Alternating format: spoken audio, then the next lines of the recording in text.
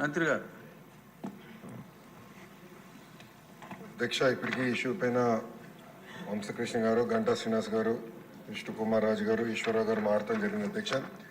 అధ్యక్ష, రాష్ట్ర విభజన తర్వాత 2014లో చంద్రబాబు నాయుడు గారి నాయకత్వంలో ఒకే రాష్ట్రం ఒకే రాజధాని, కానీ అభివృద్ధి వికేంద్రీకరణ జరగాలి, రాజధాని ప్రకటించేటప్పుడు చాలా స్పష్టంగా ఐటీ మొత్తం విశాఖపట్నం తీసుకొస్తామని ఆనాడు ఆయన చెప్తాం జరిగింది.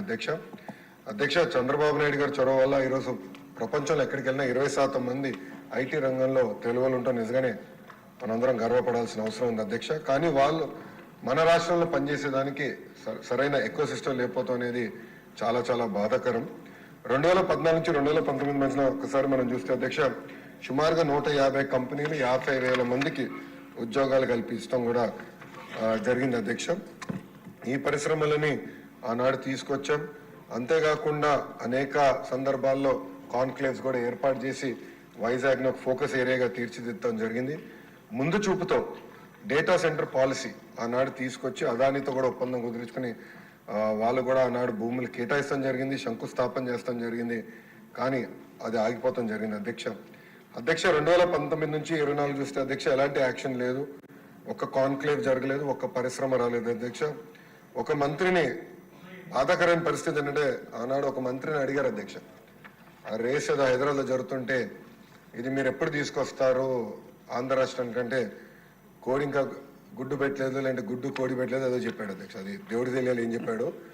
ఆ రోజు నుంచి ఆంధ్ర రాష్ట్రం అనేది ఎగతాళి చేశారు అధ్యక్ష. ఎక్కడికి వెళ్ళినా ఆంధ్ర రాష్ట్ర ఐటీ మంత్రి ఇలా ఉంటారా, ఇలా అవుతే పరిశ్రమలు ఎట్లా వస్తాయని కూడా వాళ్ళందరూ ఎగతాళి చేసే పరిస్థితి అధ్యక్ష. అంతేకాకుండా అధ్యక్ష, నేను మంత్రి అయిన తర్వాత అనేక కంపెనీల్లో కూడా కలిస్తే గత ప్రభుత్వంలో ఉన్న వాళ్ళు చాలా స్పష్టంగా మన కంపెనీలో వాటాలు అడుగుతాం జరిగింది అధ్యక్ష. వాటాలు అడిగారు అధ్యక్ష. దానివల్ల ఆ కంపెనీలన్నీ వెనక్కి వెళ్ళిపోయినాయి. అంటే ఐటీ కంపెనీల్లో కూడా వాటాలు అడిగే పరిస్థితి వీళ్ళు వచ్చారు అధ్యక్ష. ఏం చెప్పాలి అధ్యక్ష. ఇంతేకాకుండా పెద్దలు అన్నట్టు నిక్సీ కూడా నాడు పట్టించుకోలేదు, ఎస్టీపీఐకి ఇవ్వాల్సిన భూములు కేటాయించలేదు. ఇంకా మిలేనియం టవర్ ఫేజ్ 2 వచ్చే గల అక్కడ మన సచివాలయం పెడతామని మొత్తం డ్రామా నడిపించారు అధ్యక్ష. సచివాలయం పెట్టలేదు, అలానే ఐటీ కంపెనీలు కూడా అది కేటాయించలేదు అధ్యక్ష. దానివల్ల ఆంధ్ర రాష్ట్ర యువకులు చాలా చాలా నష్టపోతాం జరిగింది అధ్యక్ష. ఎన్డీఏ ప్రభుత్వం ఏర్పడి కరెక్ట్గా 5 నెలలు అయింది అధ్యక్ష.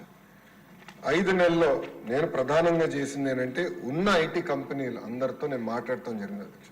అంటే ఆంధ్ర రాష్ట్రంలో ఉన్న ఐటీ కంపెనీలు అందరితో 1-on-1 మీటింగ్ పెట్టాను. చిన్న కంపెనీలు వస్తే వైజాగ్లోనే నేను ఐటీ సార్ నాయకత్వంలో, ఐటీ సార్ కాదు మన ఐటాప్ నాయకత్వంలో నేను సమావేశం కూడా ఏర్పాటు చేసుకుని అక్కడ వాళ్ళు ఎదుర్కొన్న సమస్యలు ఏంటి, ఇంకేం చేస్తే బాగుంటుందని కూడా వాళ్ళతో సుదీర్ఘంగా చర్చిస్తాం జరిగింది అధ్యక్ష. ఇప్పుడే పెద్దలు గంటా శ్రీనివాసరావు గారు చెప్పినట్లు టీసీఎస్ ఆల్రెడీ కమిట్ అయింది. టీసీఎస్ అనేది వస్తుంది, దాంట్లో ఎలాంటి సందేహం లేదు. విష్ణు కుమార్ రాజు గారు ఎప్పటికల్లా వస్తుందని అడిగినట్టున్నారు. 3 నెలలు టైం ఇవ్వండి తప్పనిసరిగా, ఎందుకంటే ఎగ్జిస్టింగ్ బిల్డింగ్స్ కి చిన్న ఏర్పాట్లు చేయాల్సిన అవసరం ఉంది. 3 నెలల్లో తప్పనిసరిగా టీసీఎస్ విశాఖపట్నంలో ప్రారంభిస్తున్నారు. అంతేకాకుండా ముందు చూపుతో వాళ్ళని నేను చంద్ర సార్ని కోరాను, మీరు క్యాంపస్ ఏర్పాటు చేయాలి విశాఖపట్నంలో అంటే ఆయన ఒప్పుకున్నారు. దానికి ఆల్రెడీ భూములు కూడా మేము ఎత్తుకుతున్నాం. దానిపైన కూడా నేను చాలా క్లియర్గా 2-3 చెప్పిన తర్వాత దాన్ని కూడా వస్తాను అధ్యక్ష. పెద్దలు వంశకృష్ణ గారు అడిగినట్లు అధ్యక్ష, ఇక్కడ ఎకో సిస్టమ్ కూడా ఏర్పాటు చేయాలి. దాంట్లో భాగంగా నేను కూడా ఐటీ కంపెనీలు అందరితో మాట్లాడినప్పుడు ఇన్ఫోసిస్తో కూడా మాట్లాడాను. వాళ్ళని కూడా ఒక క్యాంపస్ ఏర్పాటు చేస్తే బాగుంటుందని వాళ్ళని కోరాను. వాళ్ళు కూడా ఆల్రెడీ భూములు ఎత్తుకుతాం జరుగుతుంది అధ్యక్ష. ఏదో ఒక బిల్డింగ్ 500-600 కాదు, క్యాంపస్ అనేది అవసరం ఉంది. దానికి వాళ్ళకి భూములు కూడా ఇప్పుడు ఎత్తుకుతాం జరిగింది, మొదలుపెట్టాం అధ్యక్ష. నేను అనుకుంటా మాక్సిమం ఒక 6 monthsలో కొబ్బరికాయ కొట్టచ్చు నేను ఆశిస్తున్నాను. దాన్ని నేను చాలా కష్టపడుతున్నా. మీరు 20,000 ఉద్యోగాలు అడిగారు అధ్యక్ష. 5 సంవత్సరాలు 20,000 ఉద్యోగాలు నా టార్గెట్ కానే కాదు. పెద్దలు అన్నట్టు 5 లక్షల ఉద్యోగాలు ఒక ఐటీ రంగంలో ఆంధ్ర రాష్ట్రంలో క్రియేట్ చేయాలని టార్గెట్ గా నేను పనిచేస్తున్నాను అధ్యక్ష. మనం యుఎస్ కూడా వెళ్ళాను, అనేక డేటా సెంటర్ సంస్థలతో కూడా నేను కలుస్తాను జరిగింది అధ్యక్ష. ఒకసారి చూస్తే 2019 నుంచి 24 వరకు గత ప్రభుత్వం దీనిపైన ఎలాంటి ఫోకస్ పెట్టక డేటా సెంటర్ ఎకో సిస్టమ్ అటుపక్క విశాఖపట్నంలో, క్షమించాలి, అటుపక్క ముంబైలో, ఇంకో పక్కన తమిళనాడులో, అదేవిధంగా తెలంగాణలో వస్తాం జరిగింది అధ్యక్ష.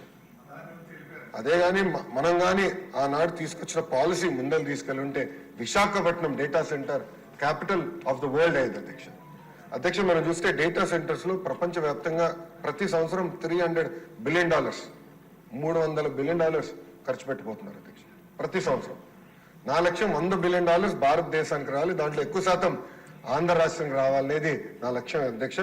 దాంట్లో నేను అందరినీ కలిసాను అధ్యక్ష. అంటే కొన్ని కంపెనీ పేర్లు నేను వెల్లడించలేను, ఎందుకంటే ఎన్డీఏ నేను వాళ్ళతో సైన్ చేశాను కనుక. వాళ్ళతో చర్చించినప్పుడు 2-3 రిక్వెస్ట్లు ఉన్నాయి, ఎస్పెషల్లీ డేటా సెక్యూరిటీ, అదేవిధంగా టాక్సేషన్, డేటా ఎంబసీస్ విషయంలో.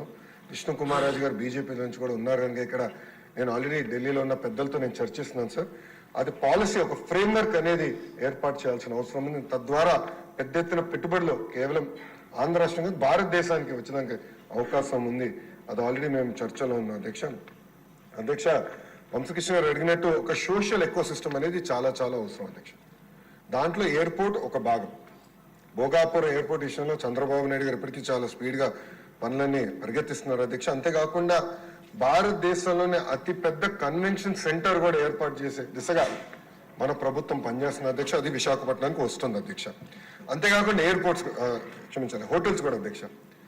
అది నా డిపార్ట్మెంట్ కాకపోయినా దుర్గేష్ గారు డిపార్ట్మెంట్ అది, కానీ అది ఎకనామిక్ డెవలప్మెంట్ బోర్డు కింద ఈ ఎకో సిస్టమ్ ఏర్పాటు చేయాలంటే పెద్ద ఎత్తున హోటల్స్ రావాలి విశాఖపట్నానికి. వేలాది హోటల్స్ రావాలి అధ్యక్ష, 10 కాదు వేలాది హోటల్స్ వస్తేనే ఆ ఎకో సిస్టమ్ ఏర్పడుతుంది. దానికి నిన్నే పాలసీ కూడా టూరిజం పాలసీ కింద టూరిజాన్ని ఇండస్ట్రీగా గుర్తించే విధంగా చంద్రబాబు నాయుడు గారి నాయకత్వంలో నిన్న కేబినెట్ కూడా ఆమోదం తెలిపింది అధ్యక్ష.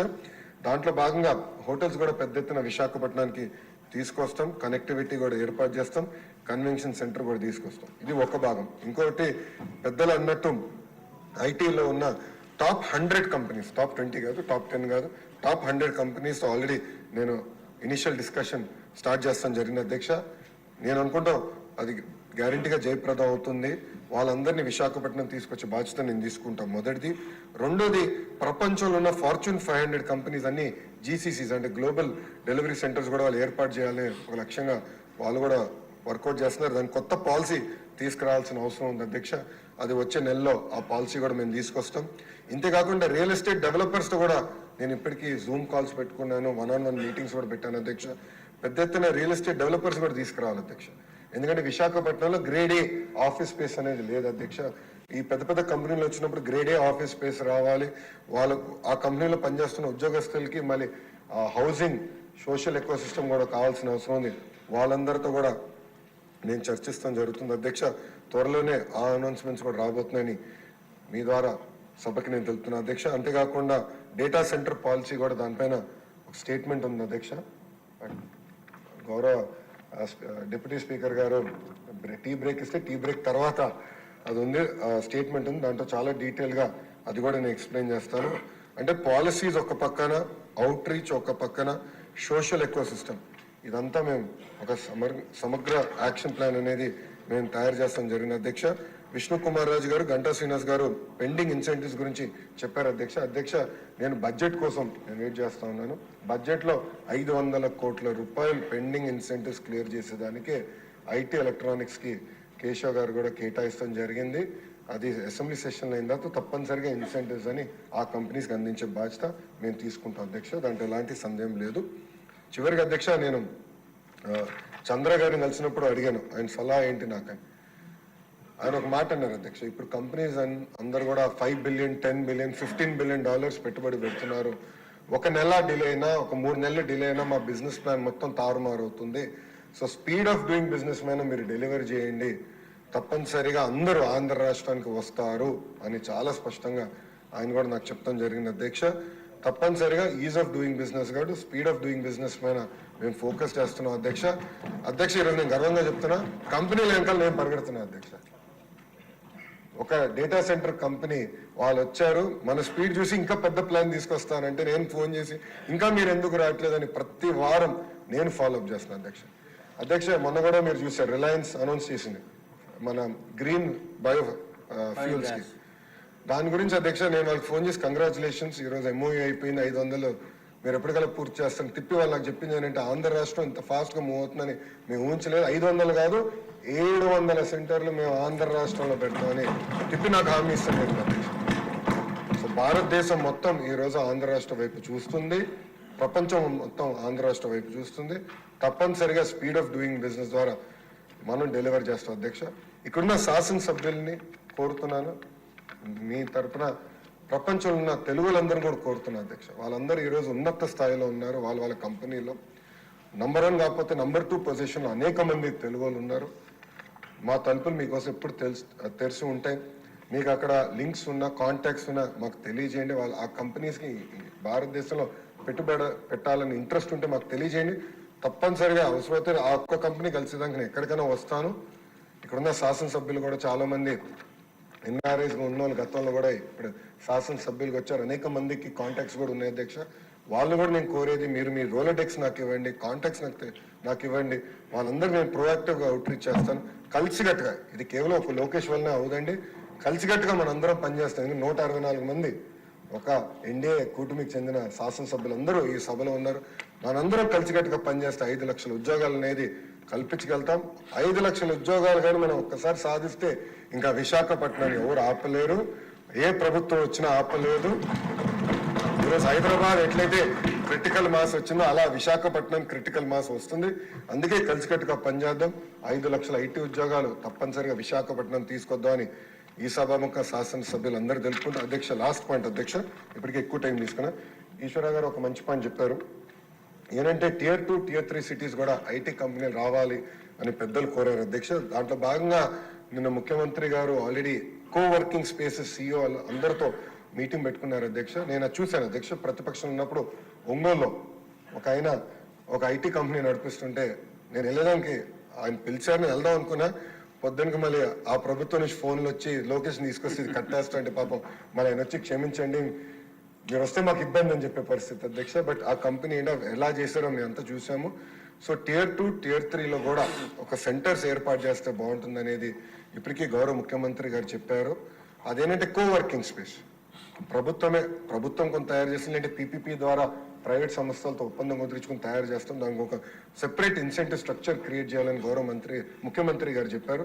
దానివల్ల కొంత ఐటీ పాలసీ కూడా వచ్చానికి డిలే అయింది. మేము కూడా అది నిన్న మీటింగ్ అందరూ డిస్కస్ చేసాం. త్వరలో ఆ పాలసీ కూడా మేము తీసుకొస్తాం అధ్యక్ష. దానివల్ల ఏంటంటే చాలా మంది వర్క్ ఫ్రమ్ హోమ్ లో ఉన్నారు. శ్రీకాకుళం పట్టణంలోనే చాలా మంది వర్క్ ఫ్రమ్ హోమ్ లో ఉన్నారు. వాళ్ళకి బేసిక్ ఇన్ఫ్రాస్ట్రక్చర్ ఇస్తే కొంచెం కల్చర్ ఉంటుంది అనేది ఒక ఆలోచన గౌరవ ముఖ్యమంత్రి గారు చెప్పారు. దాంట్లో భాగంగా తప్పనిసరిగా Tier 2, Tier 3 కూడా ఈ కోవర్కింగ్ స్పేసెస్ సెంటర్స్ ఏర్పాటు చేసి అక్కడ వర్క్ ఫ్రమ్ హోమ్ లో ఉన్న వాళ్ళందరికీ ఒక కేర్ ఆఫ్ అడ్రస్ ఇవ్వాలనే లక్ష్యంతో మీ ప్రభుత్వం పనిచేస్తుంది. అధ్యక్ష, నేను అదానీ నేను మంత్రి అయిన వెంటనే నేను అదానీ వాళ్ళతో కూడా నేను కాంటాక్ట్లోకి వెళ్ళాను అధ్యక్ష. దాంట్లో భాగంగా మొన్న విశాఖపట్నాన్ని కూడా నేను వచ్చినప్పుడు ఒక కంపెనీ తీసుకొస్తాం జరిగింది అధ్యక్ష.